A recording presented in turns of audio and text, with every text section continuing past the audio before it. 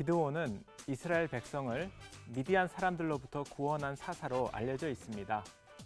그가 300명의 병사들과 함께 미디안 군대에 대해 벌인 야간 기습 작전은 모든 성도들에게 짜릿함을 맛보게 하는데요.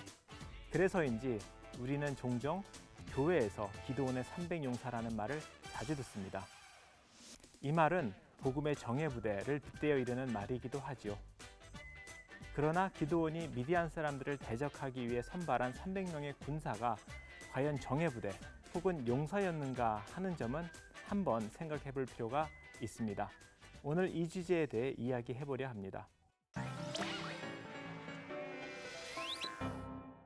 용사라는 말은 전쟁에 능한 장수를 이르는 말입니다.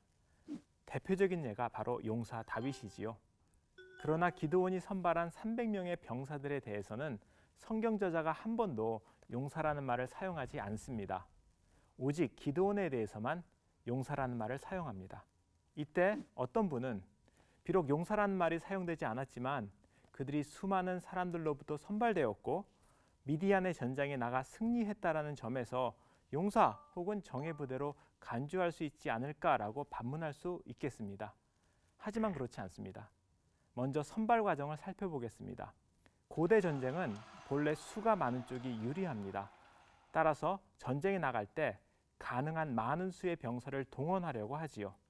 그런데 이때 예외가 있습니다. 흔히 홀리 워, 즉 여호와의 전쟁으로 불리는 것인데요.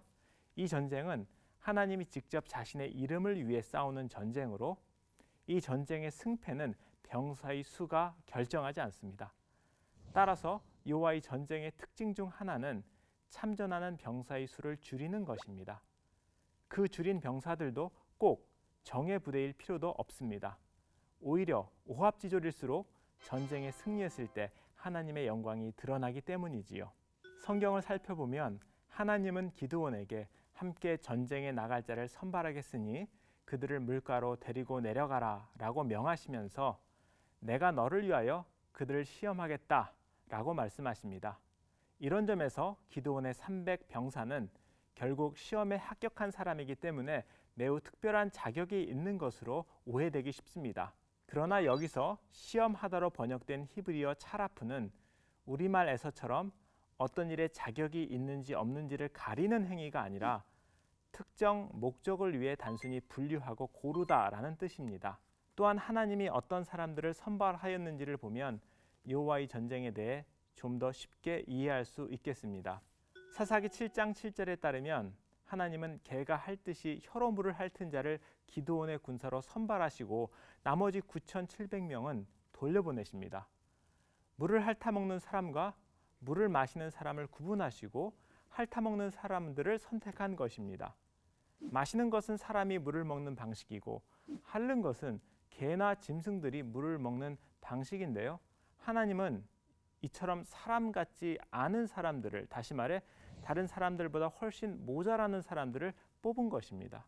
한편 어떤 사람들은 짐승처럼 물을 핥는다는 것은 그들이 짐승처럼 싸움에 능한 자라는 뜻일 거라고 해석하기도 합니다.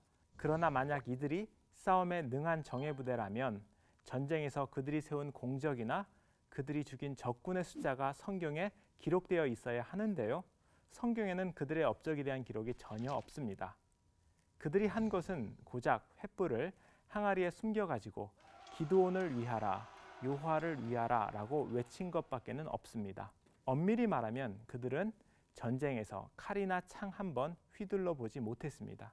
이 모든 것은 여호와의 구원은 숫자의 많고 적음에 달려있지 않다라는 요나단의 말을 생각나게 합니다.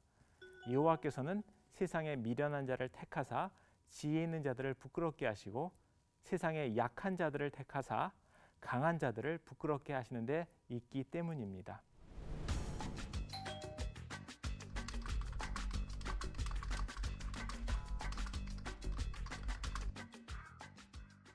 기드온을 따르는 자들은 용사도 아니었고 정예부대일 필요도 없었습니다. 왜냐하면 하나님은 물 한 모금도 사람답게 마시지 못하고 개처럼 핥아먹는 오합지졸을 사용하셔서 승리를 거두실 수 있는 분이시기 때문입니다. 우리의 연약함을 고백하고 그분의 선하신 뜻을 위해 하나님의 능력과 지혜를 강구해 보는 것은 어떨까요?